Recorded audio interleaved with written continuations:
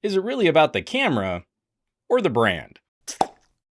Oh, OnePlus, they've suffered some of the strictest techie examinations of late, as this label is pivoting to be more mainstream, but they're still being critically judged by the old flagship killer era of OnePlus. It's not about cutting them a break. We do need to balance those claims against real world performance. But if you just generally believe that OP cameras are garbage, you've been incorrect since the OnePlus 7 days, and you probably missed out on some incredible performance from the OnePlus 8 Pro. As the brand has pivoted and evolved, the cameras have too, and that's well represented on the OnePlus 9 Pro. To begin, at the ending. Starting off as we always do with the conclusion, the 9 Pro is a wonderful all-rounder shooter. OP's main investment is on top-tier hardware and covering a broad range of focal lengths, strongest in the ultra-wide to the standard-wide range of photography. Now, what's interesting, especially following the 8 Pro, OnePlus is starting to craft a unique vibe to their output. From the 7 Pro to the 8 Pro to the 9 Pro, there's a more consistent feel to OP photography, noticeable in how these phones handle HDR on pixel binning sensors. It's different than how a Samsung Ultra handles similar hardware, but that doesn't mean it's worse. There is a personal preference at play here. I was trained personally shooting black and white film back in the day, so I prefer the look of harder contrast and darker shadows. I do not like the look of HDR that blows up the whole frame and makes everything saturation pukey and Instagram bright. There are definitely still some situations where OP's app crushes some shadow detail, but the exposure on where I focus for my subject is generally fantastic. So I can't much care about some crushed shadows off the edges of my frame when those actually help draw the eye to what I'm trying to focus on. Yeah, it's the difference between someone who appreciates the whole composition of a frame versus someone who's only impressed by pinching and zooming into the corner of a photo to pixel peep on some rocks. I'm the kind of person who really does order photo books and large format canvas prints from my phone photography because they're looking really good. This is the third generation of improvement on pixel binning sensors, and the refinement shows. It's never been easier to get a feel for what this camera might do. And the output is more consistent than I was expecting, given my past experiences on OP cameras. The auto and HDR experiences are solid, if there are still some sticky spots in manual. Hasselblad's color science is nice to work with, but OnePlus metering is still finicky. So dialing in that look can still feel a step more difficult than on some competing manual modes like what we see from a Sony or an LG. And I hope to see manual video controls eventually make their way to a future OnePlus. The hardware's so good, I'd like to have a bit more control over my video. But the main bread and butter, auto photography, this is a terrific point and shoot solution with excellent video and incredible performance options. A lot of that comes down to the two main sensors employed on this phone. The main wide camera on the 9 Pro is a beast, falling just slightly behind the size of a Galaxy Ultra main sensor, improving on the autofocus over the 8 Pro, and with plenty of tricks for ultra high resolution video and extended dynamic range. Dual native ISO and 12-bit RAW, those aren't just buzzwords. The sensor can be driven even further in more challenging conditions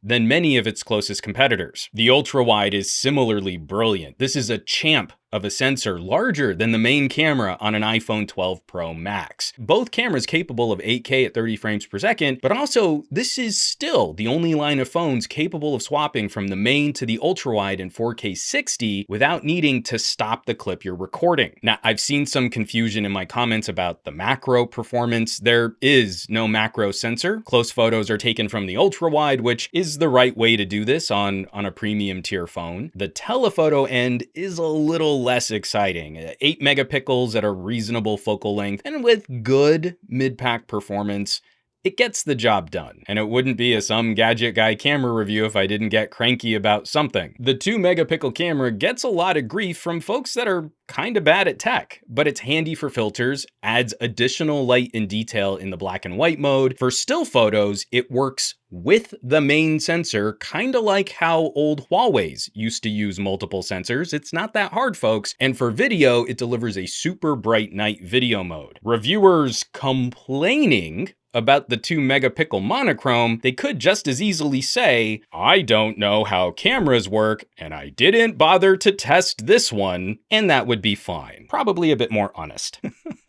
Sorry, I couldn't help that last dig. Lastly, the area least improved. It's the same front-facing camera on the 9 Pro that we've seen for a while. You can imagine how I probably feel about that. The rear cameras are so good. Don't take your selfies from the weakest camera on the phone. But of course, reviewing a camera is more involved than just reading all the specs at you and then looking at 4 random HDR shots from my porch. A camera is more than just the megapixels. So buckle up, folks. We've got a lot of ground to cover. I'm gonna try and move pretty quick.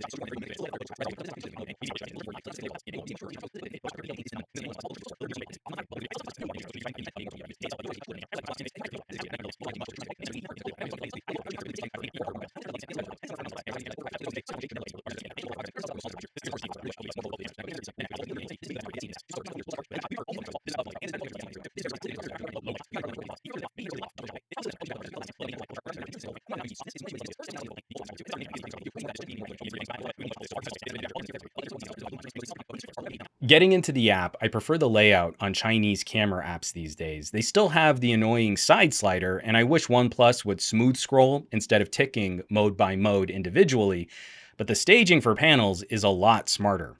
I'd highly recommend customizing the layout for your top 3 used modes, and then a simple swipe gives you the menu for all the other options. This is just objectively better than the LG and Samsung method of scrolling the whole list to get to the More section. If OnePlus would let me, I'd happily get rid of all the options on the side and only ever use this side panel. And ditto the left-hand side settings, a panel slides out for a quick adjustment and then tucks away again.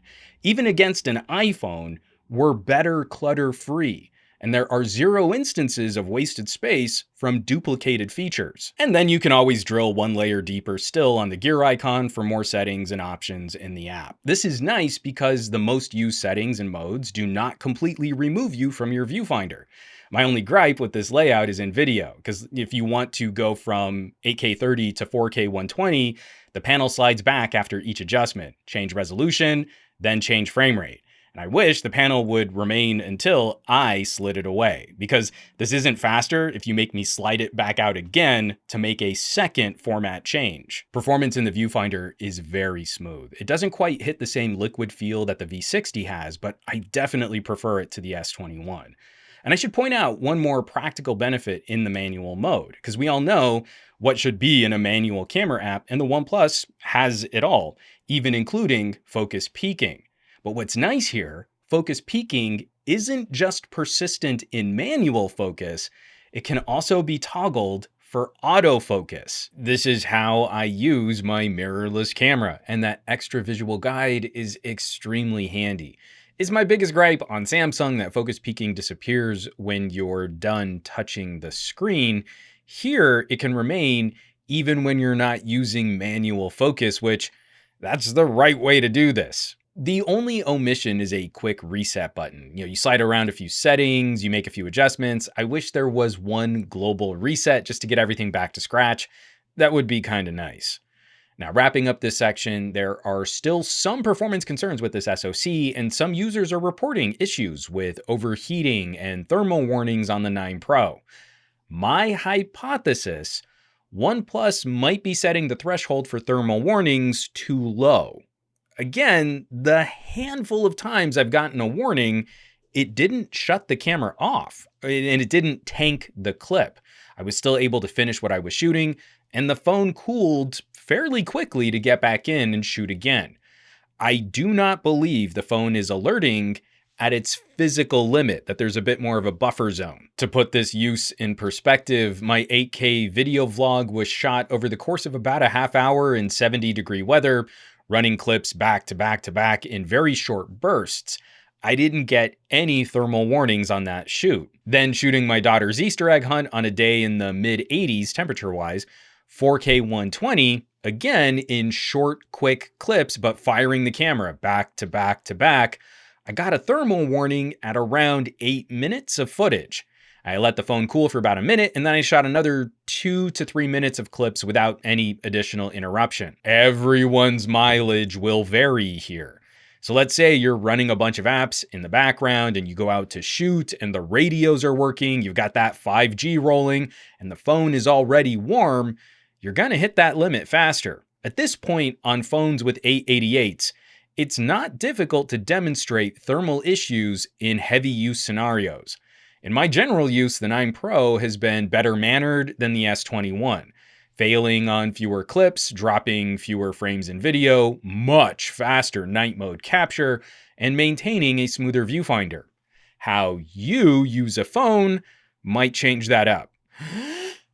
Whew, okay, that was a lot of talking, so we should probably wrap this up. The frustrating thing about these kinds of videos, it takes a ton of work to properly test any camera in a variety of shooting conditions and to deliver consistent test samples that compare performance and improvement over time. If you just show a handful of photos and video clips at random, it's really easy to cherry pick situations and output where the known strengths of a more popular brand can win, and then you never really circle back to look at the strengths of a less popular phone. This is also compounded by the fact that OnePlus is a known entity in this race, putting pre-release software in the largest reviewers' hands. And what you see from those early reviews in no way resembles the consumer experience when folks really can get their hands on one, or how improved the phone has been 3 updates later. But at the end of the day, a revisit won't matter unless you really take the time to live with the camera and shoot with it beyond collecting a couple review samples. I've had 0 issues throwing my sim into a 9 Pro and depending on it to nail those precious family memory shots. It absolutely impressed capturing indoor dim dining room pictures of our adventure dying Easter eggs. It competed against a Sony for capturing an Easter egg hunt in 4K slow motion. It gives me better flexibility to recompose a video without having to cycle the clip. It's got better hardware for high quality video in low light and super bright video when I absolutely need it. These microphones are exceptional, and it's shocking to hear the audio a 9 Pro can deliver. The dynamic range of these RAW files isn't just marketing hype, delivering the best safety net I've seen for editing on any phone I've reviewed. The camera app performs better than its closest current competitor in North America, and it punches above its price tag for sensors and optics. Of course, there's still room for improvement and some tweaks I'd love to see in this app, but that's true of every phone. Every phone is a work in progress with unique pros and cons. So if all you've heard about are the areas where OnePlus is struggling to compete, you're missing out on the much larger conversation where OnePlus is kind of crushing right now. As always, thanks so much for watching, for sharing these reviews, subscribing to the channel. Supporting your favorite content creators has never been more critical than it is today, so I greatly appreciate those of you who are. You're clicking on the links in the description down below.